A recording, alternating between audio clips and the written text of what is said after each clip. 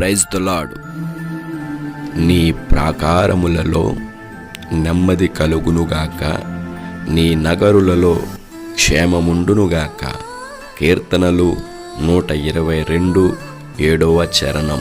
మనము జీవించుచున్న ప్రదేశములలో, పట్టణములలో, మన గృహములలో మరి నెమ్మది లేక, శాంతి లేక, ప్రశాంతత లేక ఎందరో ఎన్నో విధాలుగా సతమతమైపోతూ ఉన్నారు. దేవుడు నెమ్మదిని దయచేస్తానంటూ ఉన్నాడు. మన నివసించే ప్రాకారములలోనే కాదు, మన హృదయములలో కూడా నెమ్మది లేదు. నెమ్మది లేని వారికి దేవుడు నెమ్మదిని దయచేస్తాడు, అంటే ప్రశాంతత దయచేస్తాడు.